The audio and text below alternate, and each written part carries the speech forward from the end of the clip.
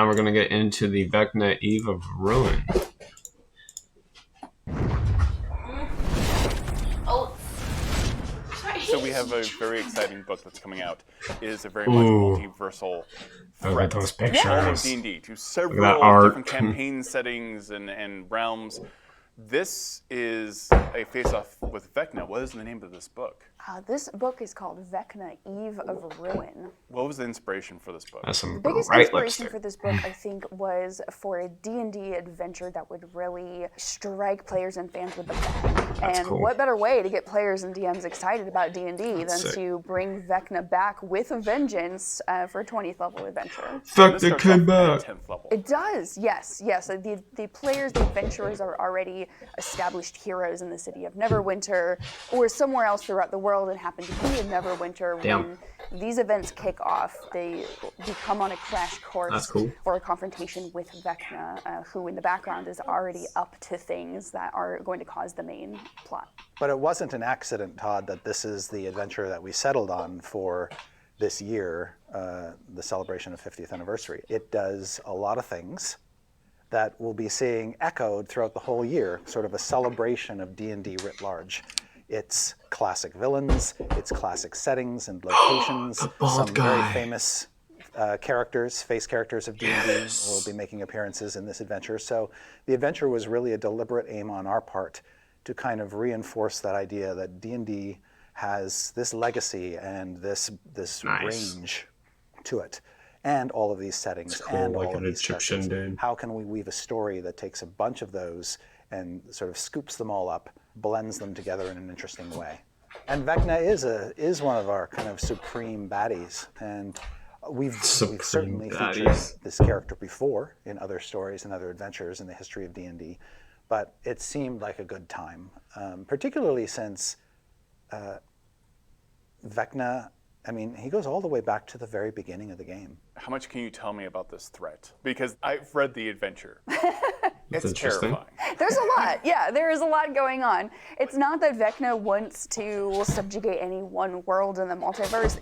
Vecna wants to become the supreme being of the multiverse. He wants to make all of the multiverse in his own image, bend it to his own will. So every single world that is out there, Vecna wants to become the most powerful supreme being, the only god and the supreme god, and have everything and everyone bow to him. That's what he's trying to do. So that means Nice. if you already have an existing That's sick. campaign and you've come to this 10th level moment, like it doesn't matter what world you're on, if you do not get yourself involved, this could be the end of your reality. It's true, yeah, absolutely. Your reality and every other reality. It's not the end, and I think that's kind of what makes this book scary. It's not the end of existence. It's not just nothingness if the characters fail. It's actually a remaking of the multiverse in the most horrifying way possible to meet what Vecna would think of his ideal reality. You get glimpses of this, of these possibilities throughout the adventure, especially toward the end of the adventure, as Vecna is trying to come close to completing his ritual to remake the multiverse.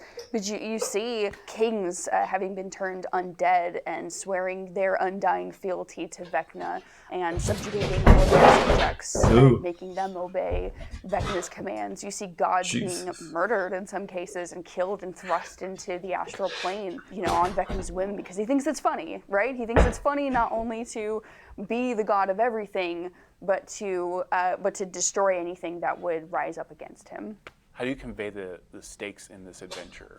Like, as you mentioned these hints of like there are kings who are like converting over to Vecna's side and stuff like that. So I'd say communicating the stakes are very subtle hints throughout the adventure, especially early on, that things are not quite right, that there's magic that's thrumming throughout the multiverse that's being picked up on by very powerful wizards, knowing that something isn't right. And that is part of the thrust of the plot of this book, that there are very powerful wizards, some of the most powerful wizards in existence, who have deemed that there's something wrong and have activated their network of helpers and allies to figure out what exactly is going on. And what they find out is that cults of Vecna have been working throughout the multiverse to extract really powerful secrets from, in some cases, very powerful individuals, to weave those together and to transfer that power to Vecna, who's putting it all together to try to create this chaos bomb that, when exploded, will remake that universe in his image. However, secrets have a lot of power in this book, right? Vecna being the god of secrets, having the ability to use his magic to pull out the power from those secrets and create his ritual. Well, in that same way, the characters actually have access to the power of secrets themselves. Because they are inexplicably tied to Vecna, they talk to important NPCs throughout the adventure, several characters per chapter in most cases, and they get important secrets. They learn important secrets from these characters, who become allies of the party and divulge the secrets on their own free will to the characters, whether it's something they're worried about, whether it's something they know that could cause a lot of power, whether it's something they feel guilty about. These are all the power of these secrets. And the characters, once they learn the secrets, can use them to gain an edge over Vecna, can activate those secrets to get a little bit of power during combat. We actually have a mechanical subsystem for this to make it even more fun for the players.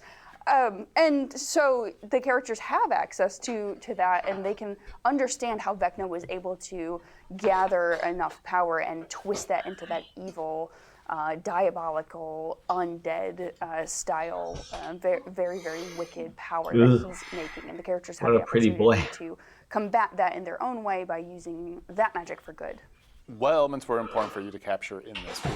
This is like the 50th anniversary. This is also 10 years of 5th edition.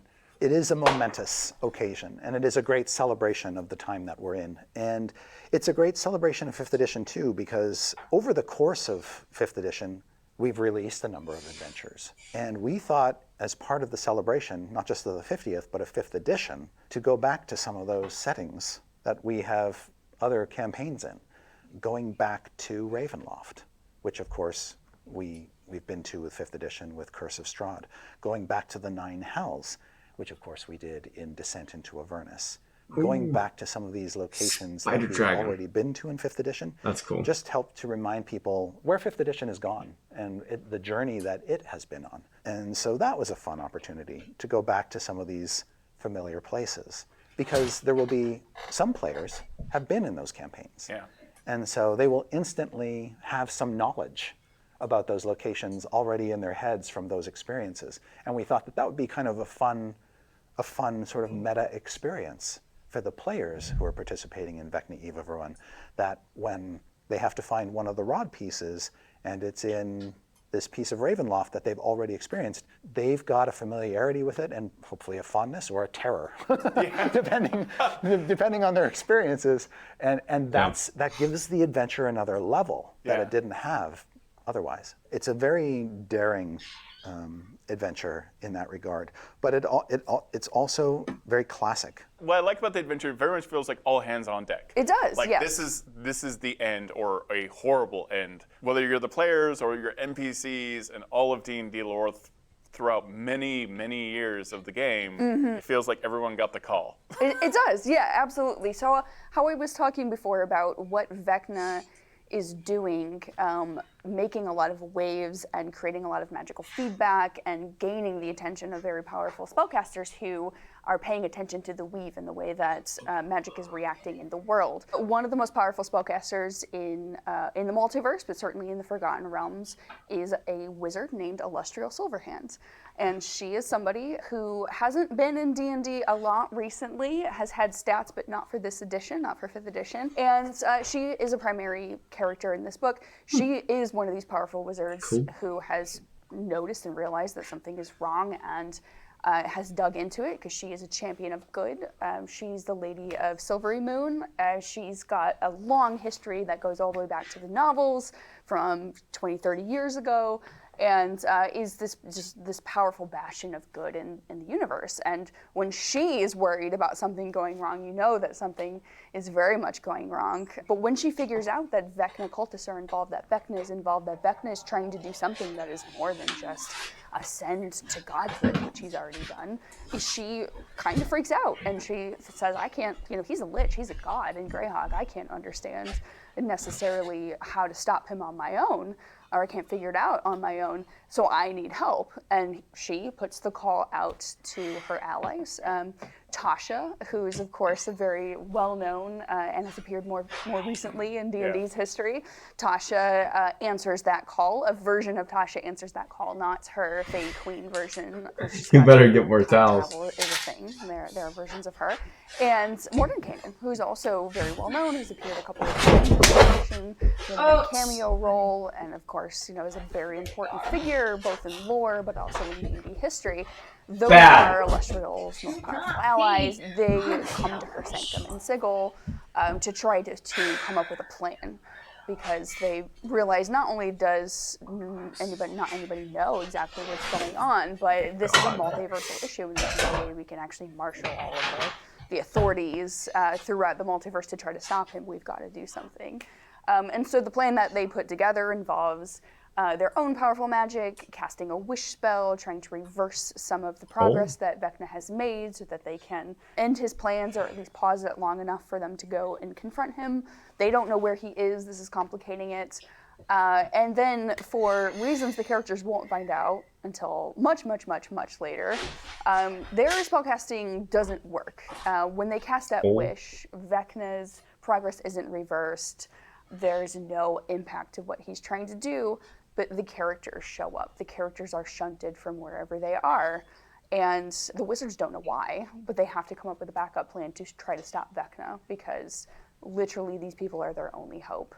And once the Wizards 3, that's what we're calling them, it's another nod to D&D's history, once the Wizards 3 realize that these heroes, these 10th level heroes, are fated to confront Vecna, that they are the only ones who can actually stop Vecna, because they have a piece of a lich, they have a metaphysical tie to the lich because of the confrontation that they had previously had with the cult of Vecna. These characters are the only ones who can actually do it.